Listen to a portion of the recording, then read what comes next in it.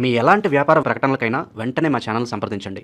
అందరికి నమస్కారం. నేను శిరీష. ఈరోజు మనతో పాటు ఉన్నారు ప్రముఖ తంత్ర జ్యోతిష్యులు, జ్యోతిష్య రత్న, జ్యోతిష్య సామ్రాట్ చింత రుక్మిందర్ రావు గారు. గురుగారితో మాట్లాడదాం.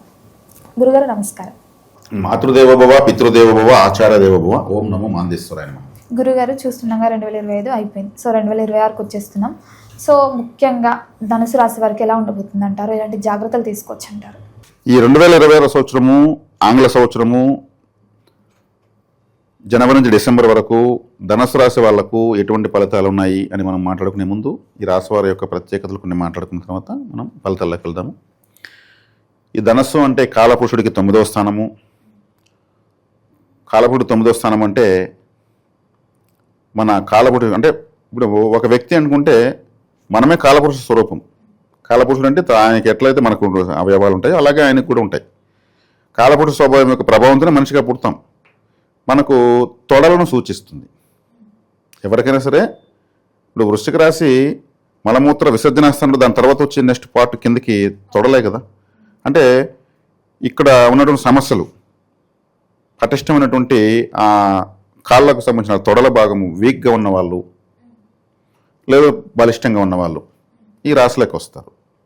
అదేవిధంగా ఇది పితృరాశి, 9వ రాశి, గురు రాశి, ఆలయము. ఇది ధర్మరాశి. ధర్మరాశి అంటే ఈ రాశి యొక్క సింబల్ ఎలా ఉంటుందంటే ఒక గుర్రము ఫ్రంట్లో మాత్రం సగం మనిషి ఫేస్ అంతా ఉంటుంది, 2 చేతులు బాణం ఎత్తుకుంటుంది. ఇది ఈ రాశి యొక్క సింబల్. ధనుసు రాశి యొక్క సింబల్ ఇది. గ్రీకులు కూడా ఈ రాశిని జూమ్ చేసి ఆకాశంలో చూసి ఇలాగే వాళ్ళు డిజైన్ చేశారు. మనకు ఇది ఉంది కదా, రోమన్ లెటర్స్ ఉన్నాయి కదా, వాళ్ళు కూడా స్కార్పియో, క్యాన్సర్, లియో, ఏరిస్, టారెస్ అనేసి మన రాశిలో వాళ్ళు కూడా కనిపెట్టారు. మనకు అదే వచ్చింది, వాళ్ళకు అదే వచ్చింది. మనం కనిపెట్టిన వాళ్ళ తెలియదు, వాళ్ళు కనిపెట్టిన మనకు తెలియదు. ఆకాశంలో ఈ యొక్క రాశి స్వరూపము మన మహర్షులు జూమ్ చేసి ప్రతి రాశికి ఒక సింబల్ అలా ఉంది. ఆకాశంలో ఉన్నాయి ఇవి, ఊరికే పెట్టలేదు. తులారాశిని జూమ్ చేసి చూస్తే త్రాసు ఆకారం నక్షత్రాల సమూహంతో అలా ఉంది, ఆకాశంలో తిరుగుతుంది. అది ప్రతి రాశిలా ఉంది. మేషరాశి తలలాగా తిరుగుతూ ఉంది. ఆ వైబ్రేషన్స్ వచ్చేటువంటి కాంతి కిరణాల ద్వారా జన్మ తీసుకుని ఆ రాశిలో పుడతారు. ఇక్కడ ఇది ఆత్మవిద్యలోకి వెళ్తుంది, చాలా పెద్ద సబ్జెక్ట్ ఇది. కాబట్టి ఇది ధనస్సు అంటే ఏమి, టార్గెట్. ధనస్సు అంటే ఏమి, సమాజాన్ని కాపాడే ఒక ఆయుధం. అందుకే అర్జునుడు, రాముడు, కర్ణుడు, భీష్ముడు మహావీరులంతా ధనస్సు ఎత్తుకున్నారు. ఎత్తుకునంటే వాళ్ళు అన్యాయాన్ని నశింపజేసేదానికి ఎత్తుకున్నారని అర్థం.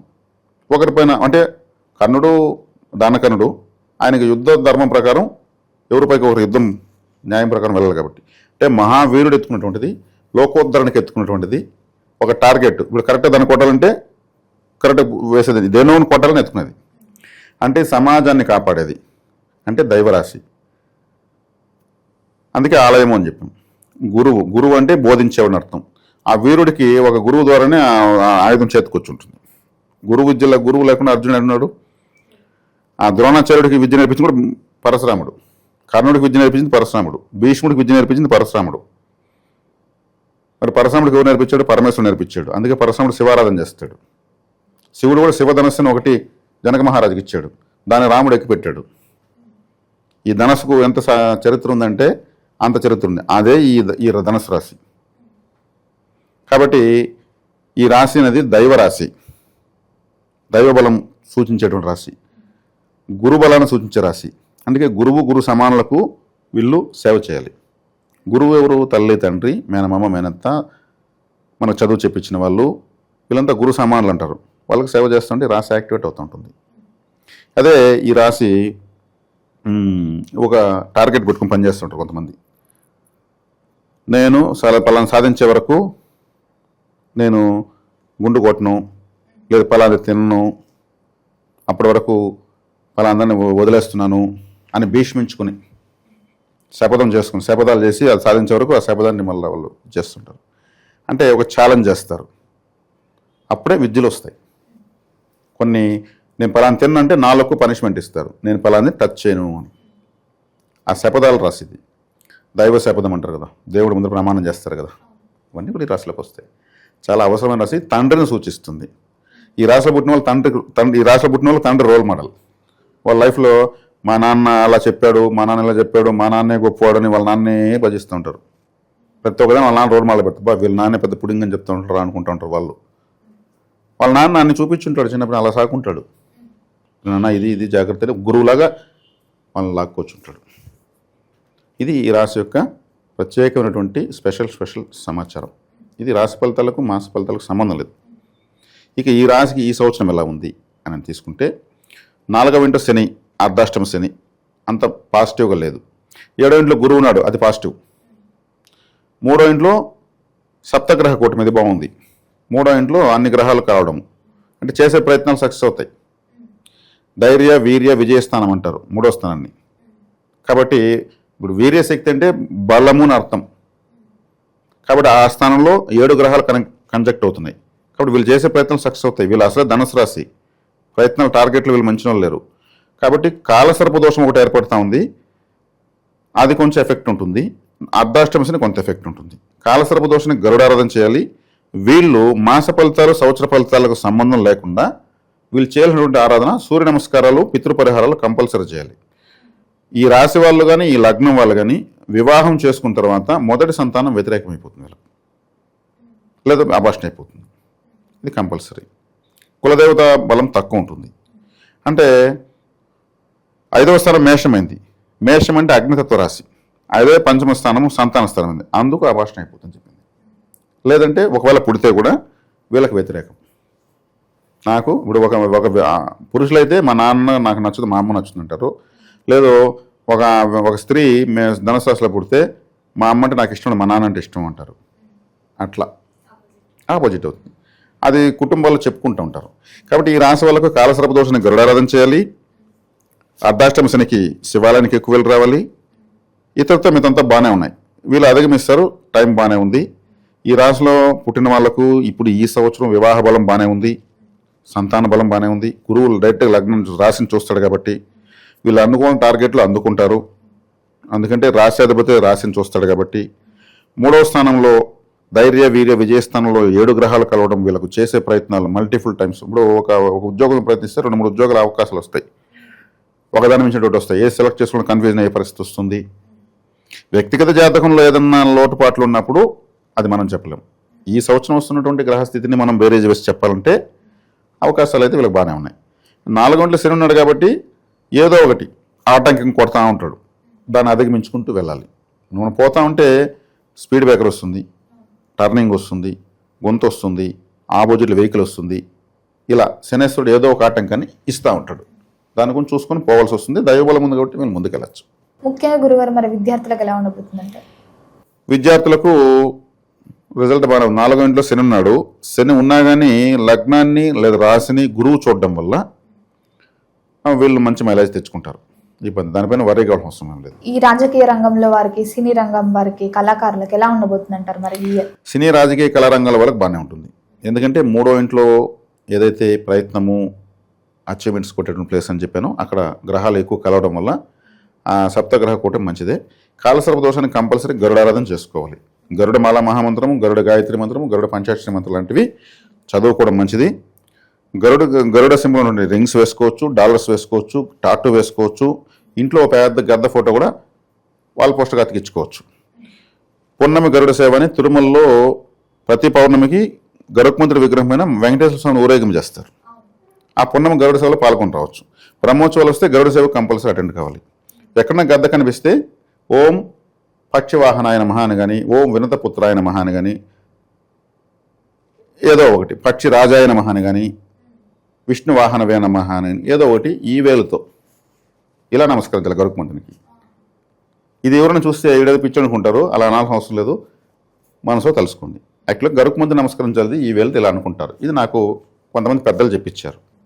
నాకు చాలా కూడా ముచ్చటేసింది. నేను కూడా అలా అనుకునేవాడిని, అనుకుంటాను కూడా. కాబట్టి ఇలా వీళ్ళు చేసుకోవచ్చు. ముఖ్యంగా గురుగారు మరి రైతులకు ఎలా ఉండబోతుంది అంటారు? ఆ వ్యవసాయ రంగంలో వాళ్ళే కొంచెం ఛాలెంజింగ్గా ఉంది. ఎందుకంటే వ్యవసాయ కారకుడు శనేశ్వరుడే. శనేశ్వరుడు 4 గంటల అర్ధాష్టమ శనిగా ఉన్నాడు. వీళ్ళు ఎక్స్పెరిమెంట్ చేయకుండా ఉండడం బెటరు. వీళ్ళకు సీజన్ ఏంటో చూసుకొని ఐడియల్గా పంటలు సెలెక్ట్ చేసుకొని వెళ్ళడం మంచిది. దాంట్లో ఏమరపాటుగా మనం ఏమేసినా జరుగుతుంది, ఏ పంట అయినా వస్తుంది, ఏ పంట అయినా వచ్చి ఏ రేట్ అయినా వచ్చేస్తుంది అనుకుని పోవడం కరెక్ట్ కాదు. ఎందుకంటే ఆయన సముద్రంలో ఉన్నాడు, ఎక్కువగా తుఫాను లేపేస్తున్నాడు, ఆ సీజన్ తప్పి కూడా వర్షాలు కురుస్తున్నాయి. ఇది ఈ టైంలో ఎందుకు వర్షము అనే విధంగా వస్తూ ఉంది. సో ఆయన పోయి జలరాశులు ఉన్నందువల్ల, వ్యవసాయకారులు కూడా జలరాశులు ఉన్నందువల్ల ఏంటుంది, విపరీతమైన వర్షాలు పడతాయి. అదే జరుగుతుంది ఇప్పుడు. ముఖ్యంగా గురుగారు ఈ రాశి వారికి ఏ వ్యాపారం బాగుంటుందంటారు? ఇది దుస్వభావ రాశి. దుస్వభావ రాశి అంటే వీళ్ళు అన్ని రకాల ఆలోచనలు వీళ్ళకి వచ్చేస్తుంటాయి. స్థిరత్వం ఉండదు, సంబంధం ఉండేవి సంబంధం లేనివి అన్ని సమస్యలు వస్తూ ఉంటాయి వీళ్ళకు. అన్నదానికి ఆనదానికి ఆడు ఊరికి నిలుచుకున్న దానికి వీళ్ళు బాధ్యతలు అవుతుంటారు. నువ్వు ఉన్నావు అక్కడ కాబట్టి నేను అడుగుతున్నాము, సరే ఇస్తారులేవయ్యా అని అనే దానికి వాడు ఇవ్వలేదు, నువ్వు ఇప్పుడు ఇవ్వు, నువ్వు అన్నా కాబట్టి నేను వదిలేసిన ఆ రోజు, ఇప్పుడు నువ్వు కట్టు అంటే సంబంధం లేనివి వస్తూ ఉంటాయి. కాబట్టి ఎవరికి పూచీలు ఉండకూడదు. కాబట్టి ఇటువంటి వాటిలో తలదూర్చకుండా వీళ్ళు ఏదో టార్గెట్ ఓరియంటెడ్గా, ధనస్సు అంటే టార్గెట్ అని చెప్పాను, వీళ్ళు ఒక లక్ష్యం ఎంచుకొని కొన్ని రకాల సిస్టమ్స్ వీళ్ళే క్రియేట్ చేసుకొని, ఇప్పుడు అర్జునుడు పాశుపదాస్త్రాన్ని సాధించాడు. ఆయన ఒక అడవిలోకి వెళ్ళి ఒక చెట్టు మీద కూర్చొని ఇంద్రకీలాద్రి విజయవాడ దగ్గర పరమేశ్వరుని కొన్ని తపస్సు చేశాడు. అంత ప్రపంచాన్ని మర్చిపోయి కూర్చున్నాడు, అక్కడ కూర్చొని తపస్సు చేశాడు. అప్పుడు వచ్చింది పాశుపదాస్త్రం, చేతికి వచ్చింది. శివుడు ఊరికే ఫోన్ చేస్తే రాలేదు. కాబట్టి వీళ్ళు కూడా ఒక టార్గెట్ ఎంచుకొని నియమ నిబంధనలు వీళ్ళకంటే ఒక చట్టంలో బిగించుకొని అంటే ఆ విధమైనటువంటి పద్ధతులు ఆలోచించుకొని పోవడం వల్ల వీళ్ళు సేఫ్, ఏమైనా సాధించేస్తారు. అసాధ్యమైనది ఏది లేదు. లేదనుకుంటే వీళ్ళు బలైపోతారు సమాజానికి. నేను చెప్పాను కదా, ఆడవిడికి మాట అలా సపోర్ట్ చేయడం వల్ల ఆడ తప్పించుకుంటాడు, ఈయన తలుపునేస్తాడు. వీళ్ళకే ఎక్కువ వస్తాయి. అలాగే గురుగారు మరి గృహయోగం వాహన యోగం ఉందంటారా? గృహ వాహన యోగాలు ఉన్నాయి. కొత్తగా వాహనం కొనాలనుకున్న వాళ్ళు నలుపు రంగు కొనకపోవడం మంచిది, బ్లూ రిలేటెడ్, బ్లాక్ రిలేటెడ్ కొనకపోవడం మంచిది. అలాంటి వాహనాలు ఇప్పుడు కొనకూడదు. ఎందుకంటే వాహన స్థానంలో శని ఉన్నాడు, శని బ్లూ కలర్ బ్లాక్ కలర్ సూచిస్తాడు. కాబట్టి తేకపోవడం మంచిది. శనివారం కొనకపోవడం మంచిది. శని నక్షత్రాలు పుష్యమి, అనురాధ, జ్యేష్ఠ నక్షత్రాలు, పుష్యమి, అనురాధ, ఉత్తరాభాద్ర నక్షత్రాలు కొనకపోవడం మంచిది. మిగిలిన సందర్భాలు తీసుకోవచ్చు. ఇంకా ముఖ్యంగా ఏ దైవాన్ని పూజించమంటారు, ఎలాంటి పరిహారాలు చేసుకోవచ్చు అంటారు? సూర్య నమస్కారాలు. ఈ రాశి పితృరాశి కాబట్టి పితృకావుడిన సూర్య నమస్కారాలు, కులదేవత ఆరాధన, గరుడ ఆరాధన, గురు దక్షిణామూర్తి ఆరాధన, గురు సమానులకు మనము వీళ్ళు గురు సమానులైన వాళ్ళు ఎవరైనా ఉంటారు కదా, చూపు తగ్గుంటుంది, వినికిడి తగ్గుంటుంది, అటువంటి వాళ్ళు ఉంటే వీళ్ళ అదృష్టం పండింది. వీళ్ళు పోయేసి చక్కగా వాళ్ళకు ఒక స్వీట్ నోట్లో పెట్టి పరిచయం చేసుకుని సో ఇయర్ నేను మీ స్టూడెంట్ని అని చెప్పి మెత్తగా చెప్పులు కాళ్ళకు వేసి ఆశీర్వదించుకుని అడిగితే చాలు. వాళ్ళ ఆనందానికి అవధులు ఉండవు. వాళ్ళ పిల్లలు కూడా వాళ్ళు అంత బాగా చూస్తుంటారు. ఏదైనా ఒకప్పుడు టీచర్ ఏదో చేసుకుంటున్నా పెద్ద సోనా మూల కూర్చొని అంటూ ఉంటారు. ఒక విద్యార్థిగా వెళ్ళి నేను గొప్పవాడిని నేను, చెప్పులంటే శనేశ్వరుడు, 4వ ఇంటి అర్ధాష్టమ శని, ఆయన పాదాలకు చెప్పులు వేసి ఒక తీయటి పదార్థం నోట్లో పెట్టి పరిచయం చేసుకుని ఒక ఫోటో తీసుకుని సెల్ఫీ తీసుకుని వస్తే ఒక చక్కటి ఒక శాలవని కప్పితే అది నిజమైనటువంటి గురుసేవ. ఇలా ఎంతమంది అంతమంది ఎత్తుక్కొని వెళ్ళచ్చు.